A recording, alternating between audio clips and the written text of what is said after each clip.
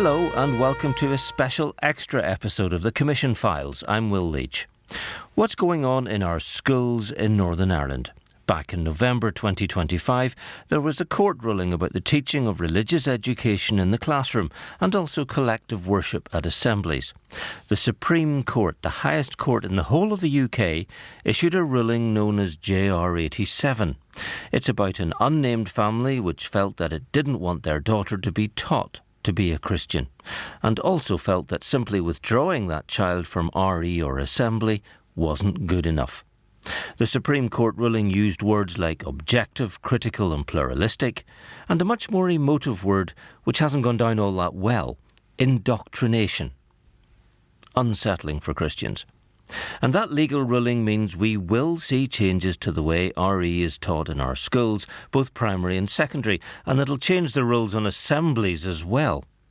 Now, you can see why people might have immediately wondered, is teaching Christianity in RE going to be illegal? Is it going to have to stop? Is it going to be replaced with teaching about other faiths? Will Christian-focused assemblies be banned? No, none of that is going to happen. But don't take my word for it. It would help, wouldn't it, to hear from experts who know about the teaching of RE in Northern Ireland, know about running assemblies, and who've actually read the ruling all the way through and who understand what it does mean. Fortunately, I've been able to meet two such experts, and it's thanks to the Presbyterian Church and its graciously confident podcast series that I was able to meet them and ask them all about this. And thanks to the Church for allowing me to let you hear our conversation via the Commission Files now. So who are these experts? Dr. Andrew Brown is an educationalist. He lectures at Stranmillis College in Belfast and has held many roles of responsibility in how religious education is taught in our schools. Ian Bingham is the head of CARE Northern Ireland. CARE helps Christians pick their way through the ethical and moral issues in society, and Ian also taught RE for 15 years. So I began the conversation by asking Ian what JR87 is and how it came about. So it's really about a young girl, anonymised, as you said in your introduction, as JR87, and she attended a primary school here in Northern Ireland. She was taught RE and attended school assemblies, but her parents, who would not claim to be religious in any way, in fact the judgment said that they would be, quote, broadly speaking, humanist in their outlook, was concerned around the fact that their child was being taught Christianity as opposed to learning about Christianity. And so they challenged the system. They felt it wasn't right that she would be taught in this manner. And so they took the school to court and went through the High Court. And they won that case at the High Court. It then went through the appeals process. And at the appeal, the Court of Appeal disagreed, saying that the right to withdrawal was enough. And which means they could have taken their child from lessons. Exactly. They could have just simply removed their child from the lesson, from assembly. But it was then taken to the Supreme Court, the highest court in the land, and they have then agreed with the original judgment that the school breached Article 2, Protocol 1 and Article 9 of the European Convention on Human Rights. And so they've declared that RE and school assemblies must now change to become more objective, critical and pluralistic in their delivery of RE and assemblies. Interesting, isn't it, Andy, that they could have withdrawn their child, their daughter, but chose not to? Yeah, it is. I mean, you say that some people were agitated about this result, and I must say I was too, but for different reasons. And my agitation came from the fact that we never needed to go here. Okay, one of the things I've been very privileged to do in my life is to work with what's known as the Transferer Representatives Council. That's the body for the three main denominations in the Protestant churches in Northern Ireland and their interests in education. And we've been lobbying successive ministers and officials about this over the last 5 years to say, look, Northern Ireland is changing, it's a changing place. People's understanding of RE may not be what RE actually is. And I think one of the things that's really clear is that RE in schools is not the teaching of religion. It's about what religion teaches us. And we have a society where, yes, we remain majority Christian in Northern Ireland, but there are folks of other faiths, folks of no faith, folks who are humanist. And in our high schools, Key Stage 3 and 4, we already teach about how we coexist with each other and how we understand other worldviews and other world faiths and religions. And we've been asking that should come into primary schools, obviously in an age-appropriate way. We've also been asking that the RE curriculum should be overhauled because of this. And this is really important, and that RE should be subject to inspection by the Education Which it currently isn't. It isn't. It's the only subject in the school curriculum where it's not inspected. And that has, or could, and maybe can, lead to some rather poor delivery of RE out there where people do misunderstand it. I mean, I'm an educationalist. I go and see my students teach lessons, etc., etc. And I can see RE at times delivered in a rather mundane way.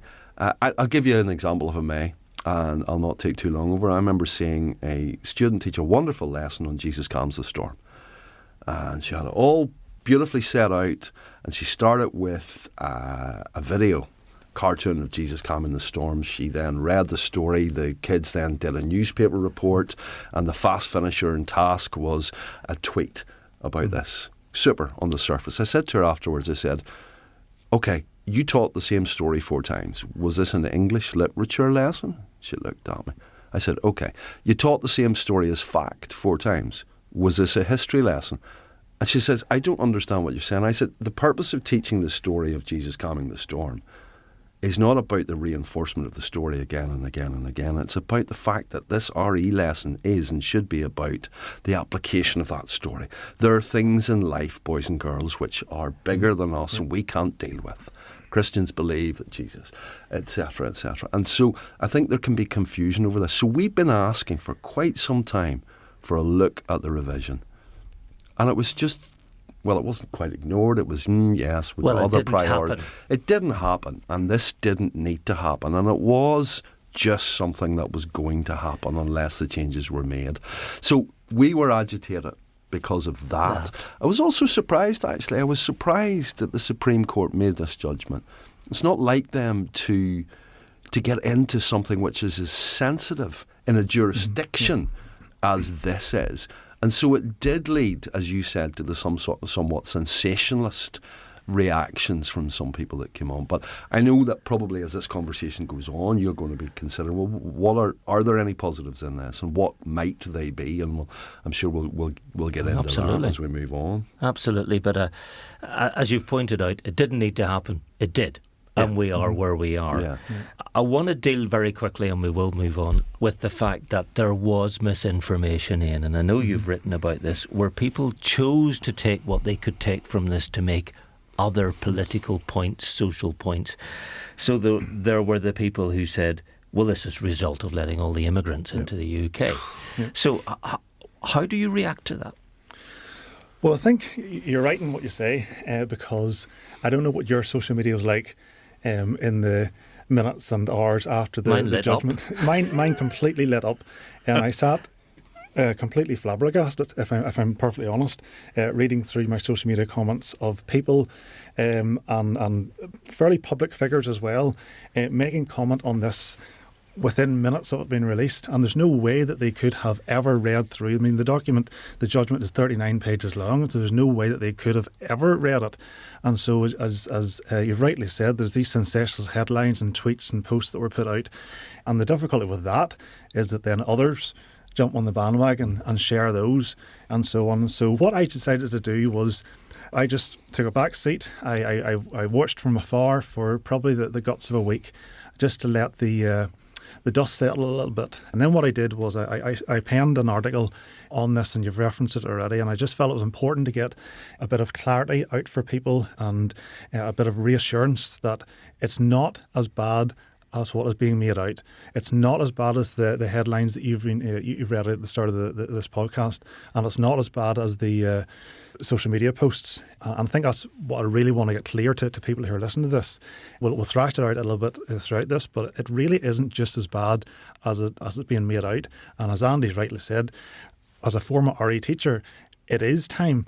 It is time that we looked at the content of RE, and it is time that it was updated. I mean, it is interesting that teachers have been saying for some time, to come back to your point, Andy, that we need to change the way RE is taught, and we would like to see changes to the way. And that was Christian teachers saying that as much as anybody else. And don't forget that children have been learning about lots of other faiths for a long time already. And any children we know who've grown up to adulthood could tell you the basic tenets of other faiths because they learned about them in school. It's not like it wasn't happening. It's not like this is a big change.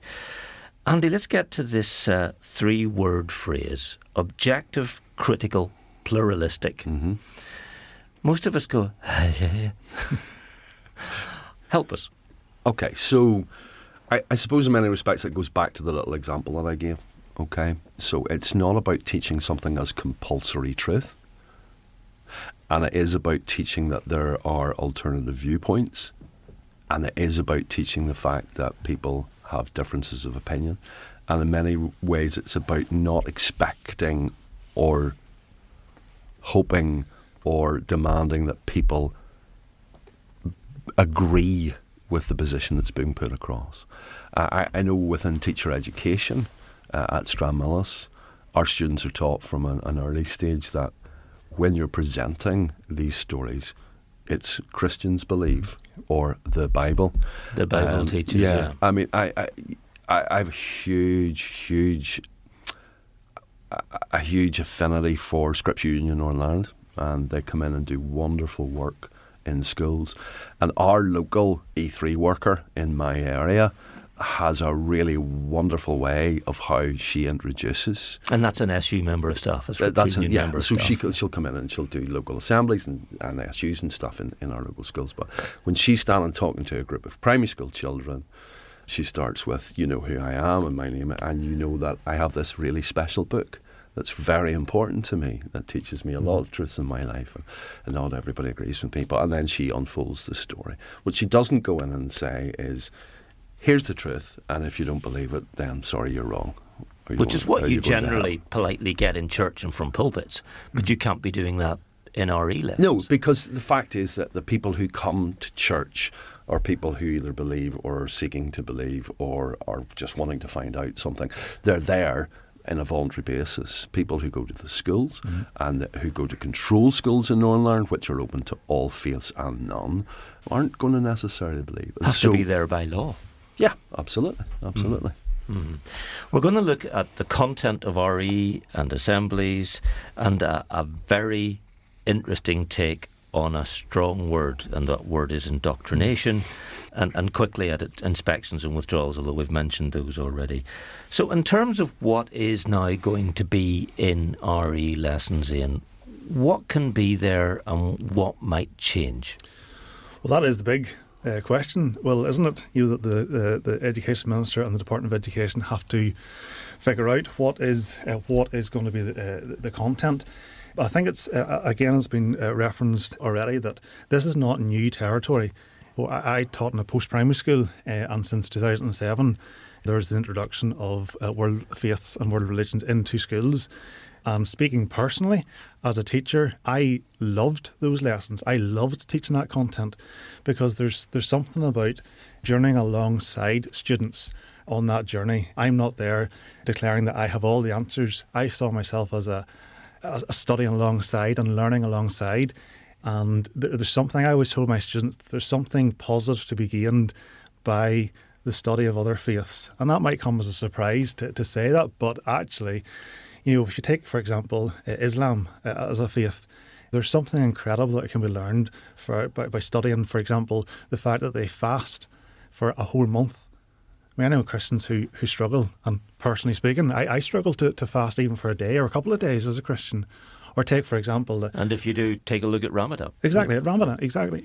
Or take a look at the... And fasting is, of course, a biblical principle for us as Christians. Absolutely. Well. You know, or take a look, for example, of Judaism, how they treat their holy scriptures. It's very carefully handled, very carefully put away, covered in a mantle, beautifully decorated and so on.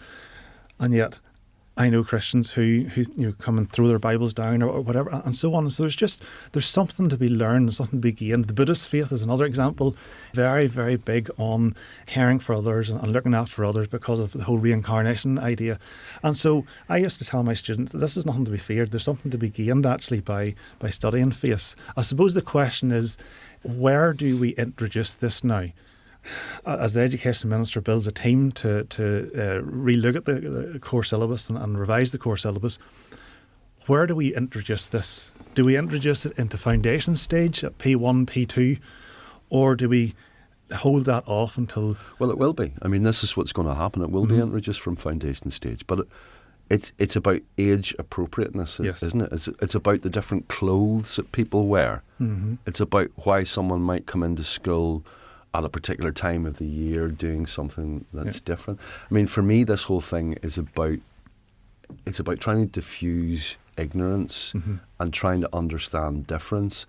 And you'll know that in Northern Ireland we're not very good at this. I remember being at a conference and there was a lady at the front, a Muslim lady, and she was talking about how we didn't need less religion in schools, we needed more religion in schools so that we could understand each other. She gave an example. It was a horrific example.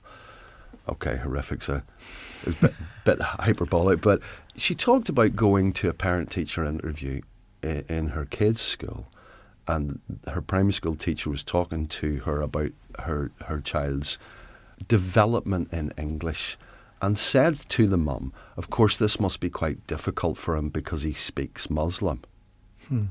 Oh, you're joking. Yeah, I mean, now the teacher was being nice and generous and kind, but literally thought that speaking Muslim, do you know what I mean? Yeah, and totally. this is, I mean, you don't have to go further than my part of the world and the events that happened this summer, and then other events to know about. So coming up against fundamental ignorance. Fundamental ignorance, and how, and again, you mentioned it about earlier, Will, in Ian's article about people blaming this on migrants and things like this.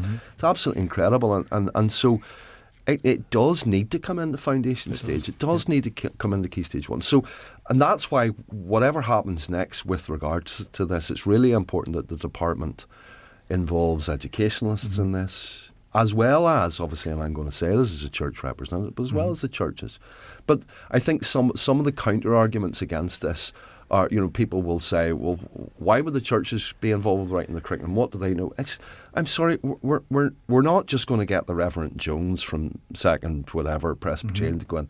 The churches will choose people who work within education, who are experts in the field in education, and they will be in there involved in that curriculum. That's an interesting point about churches being involved in developing this curriculum, because Ian, I know again that's concerned you, where you've said, look, yes, there need to be all sorts of people, but it needs to reflect the society we're in.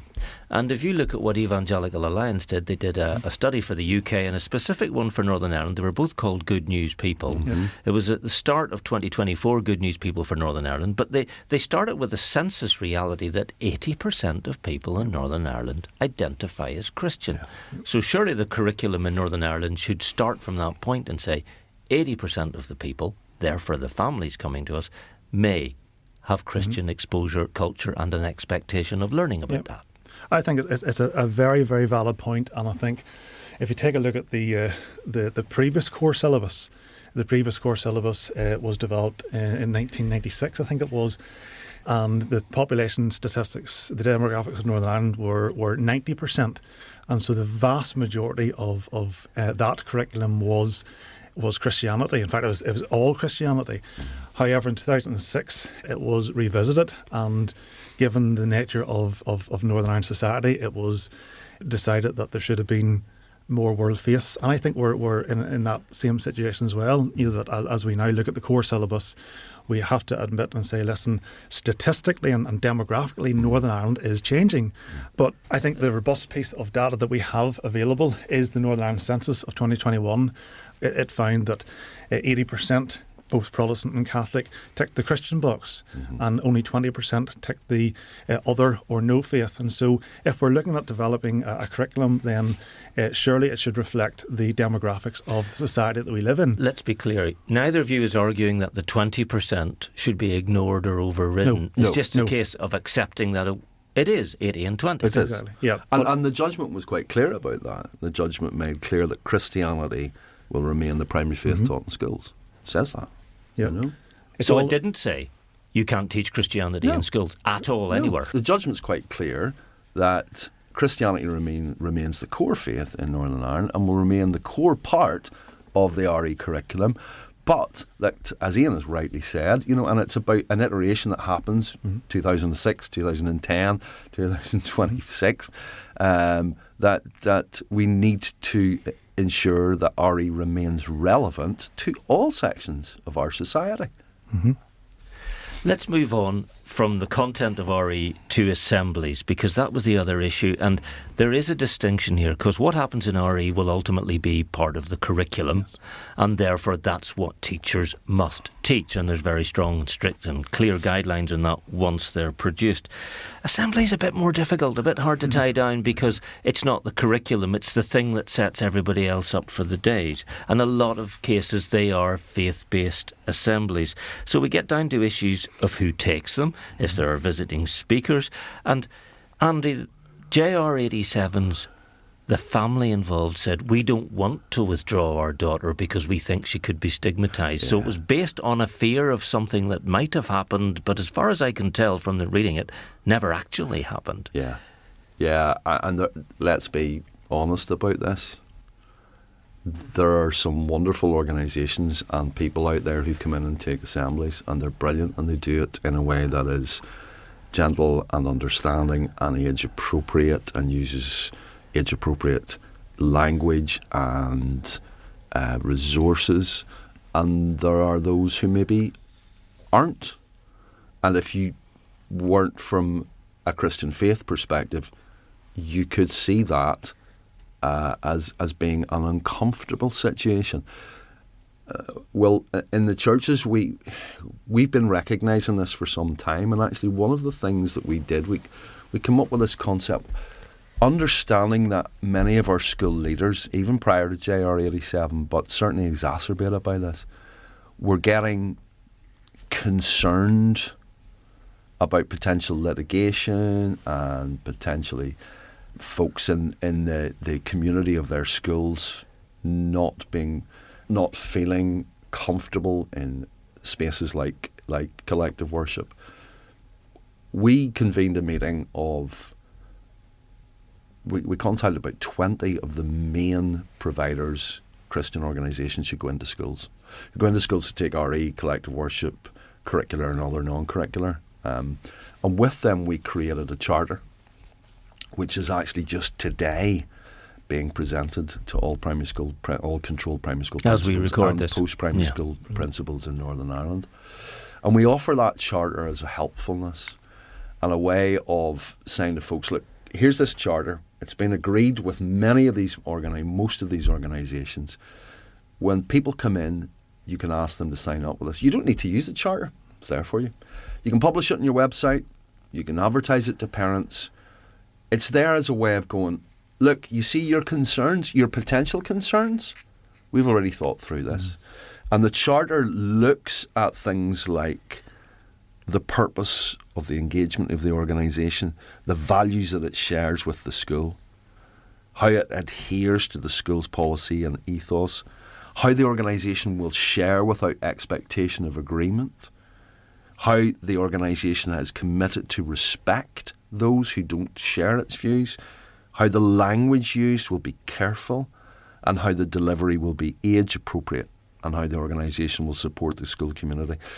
And we offer that charter then as a public affirmation of our intent to contribute positively and respectfully to the life of schools in Northern Ireland. So that, for us, is a very tangible way of how we're going to do this. And so in potential tinderbox situations where parents come in and say, look, or that organisation that come in and a principal's able to go, but this charter that we've got in our school, read that really carefully. That organisation says they're not going to stigmatise or isolate, or they don't expect your child to agree. They're part of the overall educational picture, and we bring them in. So we hope it's something that is of tangible benefit and use. You can see that it could be useful, because you want to get this right. You don't want Christian speakers getting themselves into trouble, and you don't want some people who we might consider to be bad faith actors coming in and saying stuff that we're not happy about. And there's a good time in to bring in this word that the Supreme Court used a lot: indoctrination. Now, the judge accepted this can be a very negative word, but in this case, indoctrination was taken to mean evangelization, or this very old-fashioned word proselytizing, basically saying this is the truth, preaching, and so on. So there are issues that do need to be thought about in assemblies around that. Yeah, I think in both RE lessons and in assemblies, it can be very easy to drift into this indoctrination mode, particularly if that person is a Christian. And it's a very tight, very hard road to walk as a Christian teacher, because obviously you want, I'm not just talking about RE, I'm talking about any Christian teacher, because obviously we have our mission to, our commission is to make disciples of all nations, and so as Christians we want to do that. But I suppose the big question is, where is it appropriate to do that? Is it appropriate to do that kind of thing in an RE lesson and an assembly? And I'll be perfectly honest, and I'll say I don't think either of those occasions are appropriate for evangelising or indoctrinating of students. In fact, the judge very helpfully in the judgment declared what they understand to be indoctrination. The word indoctrination ordinarily has negative connotations, they say, but in the context of Christian faith, it's a synonym for evangelism or proselytising. It means winning others over so that they believe in and practice the Christian faith. And I genuinely do not believe that on a school assembly floor is the place to do that. I have sat through hundreds, if not thousands, of assemblies in my time, and I've seen some really good practice, and I've seen some, shall we say, not so good practice. But I do know that there are schools around, particularly primary schools, who will use their school assembly as a floor and as an opportunity to evangelise to their students, to present them with the gospel. I've heard of church leaders who've been invited in and have been given free flow and say, listen, hit them with the gospel and then lead them afterwards into a prayer. And I genuinely believe that that is not an appropriate place to do so. My thinking about the whole indoctrination is that indoctrination is not so much a content issue. Indoctrination is more of a delivery issue. Now, what I mean by that is it's not so much about what the content of a core syllabus is, or the content of an assembly is. It's how the teacher, principal, or whoever's invited in delivers that. The way you say it. The way you say it is exactly right. So, Andy, for example, you and I could be in the same department, and you and I could teach exactly the same lesson from the core syllabus. But you don't indoctrinate, while I do, because I choose to use that platform to then evangelise and to encourage my students to commit their lives to Jesus. I don't believe that that is the right place to do that. So the language would be you saying, you must believe this, it's true, and Andy, you saying in that case, Christians believe. Yeah, and it's all down to me, indoctrination, and this is where I find this judgment difficult, because the judges are claiming that the way the core syllabus is written is indoctrination, but to me it's not.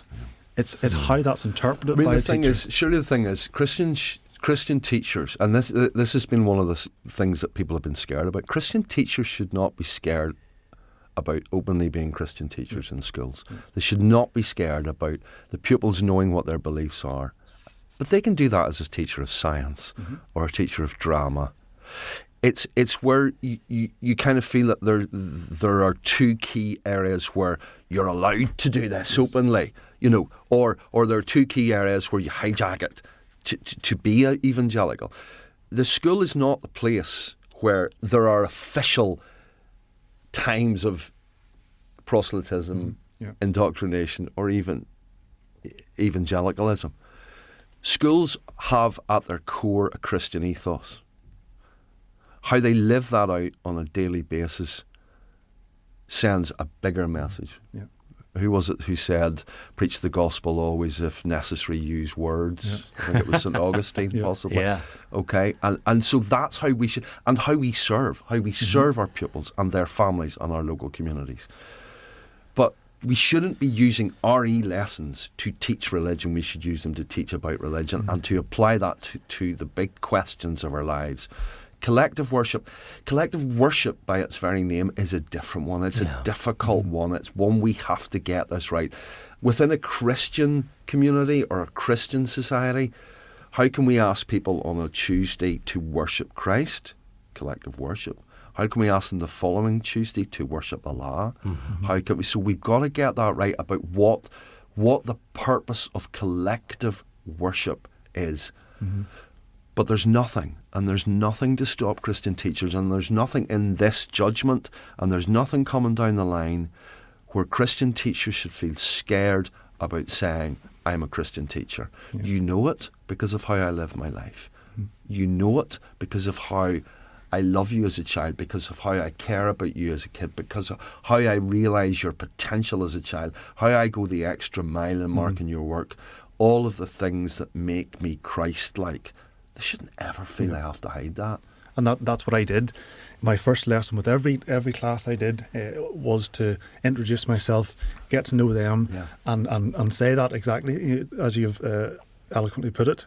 I'm a Christian teacher, and that means I'm going to do this, this and this. But what I didn't want to do is to then influence them to think that throughout this year I'm going to force them to become Christians. That's not what it's about at all. But if I can just say this, there is a place, I believe in schools, there is a place for evangelism.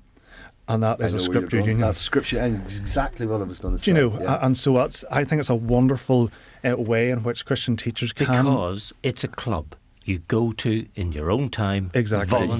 You have chosen to go there. You have chosen, you're not forced to be there. Totally. Or you've maybe been invited there and you've gone for a look, but it's not that you have to be there. Totally. And right. Christian teachers and students alike can present the gospel, can encourage the students who are there to come to faith. There's absolutely no problem. For many years I was involved in the SU in my own school and invited into other schools to take their SU, and it is a wonderful, wonderful way to be a Christian in that environment and to, from the front, to be able to promote the Christian faith and encourage others in their Christian walk as well. As all broadcasters do, I'm looking at the clock, so I'm going to jump on a couple of things.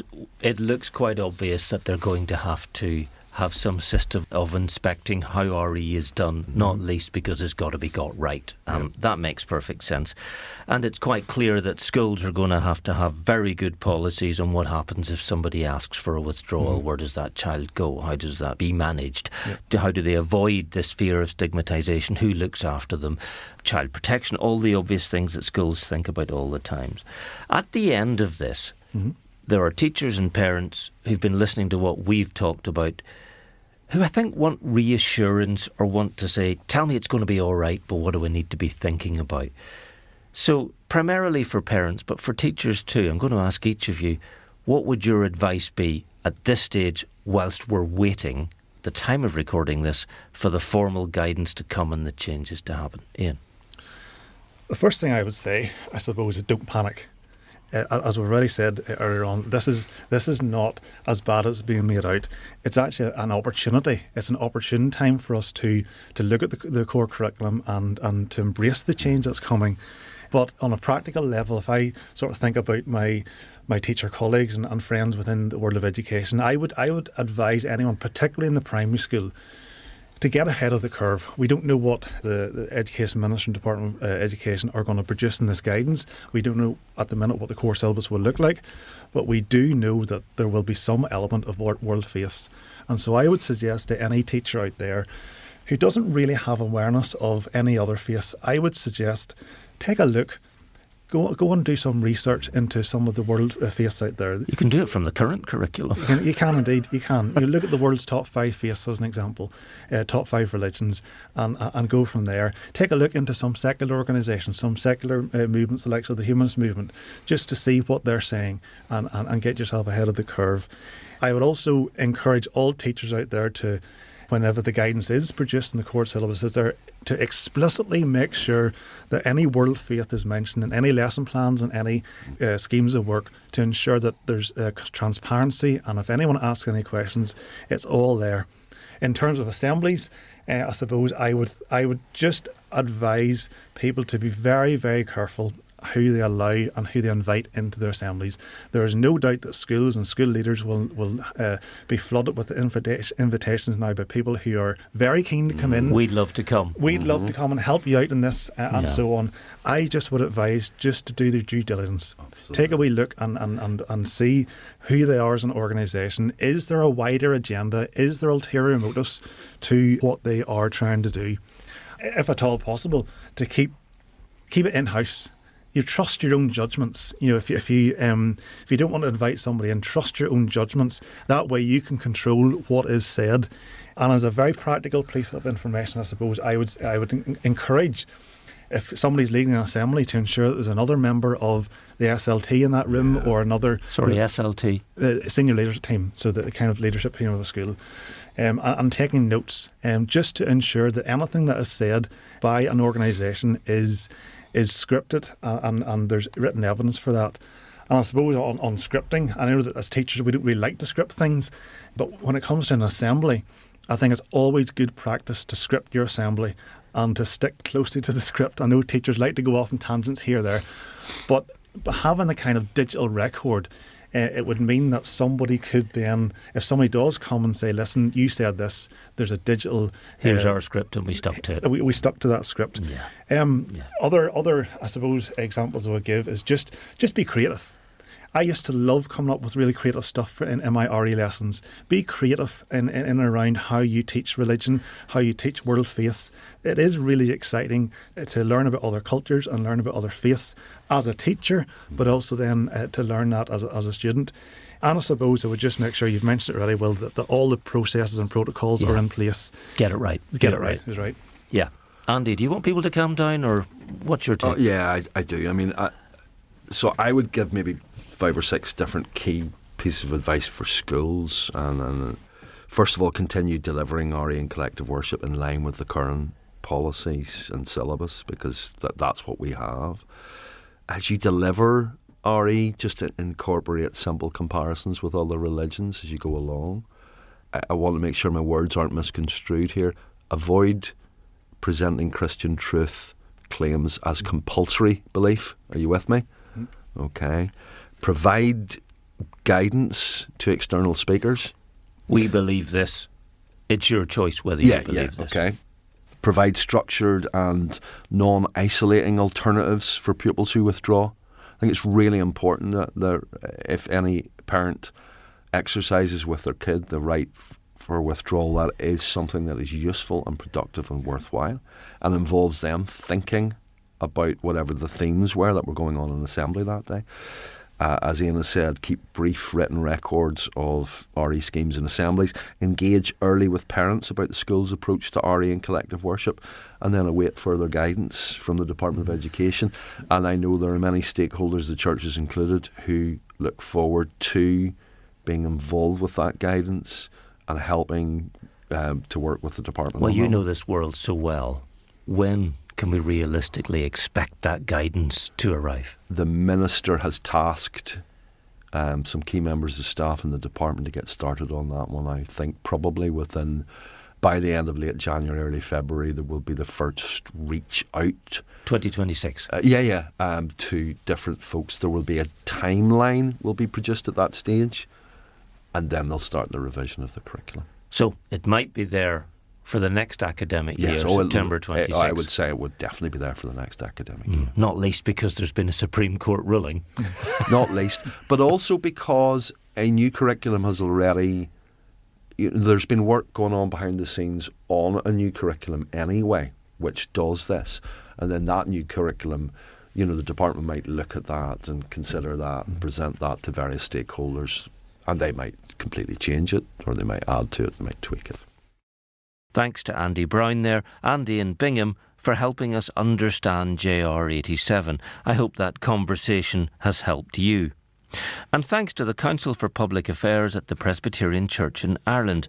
They kindly let us use that interview, originally recorded for the Graciously Confident podcast. You can find Graciously Confident on the PCI website or just Google it. And thanks to you for listening to the Commission Files. I'm Will Leach, and we'll be back very soon to think about the Christian response to AI, artificial intelligence. But for now, bye-bye.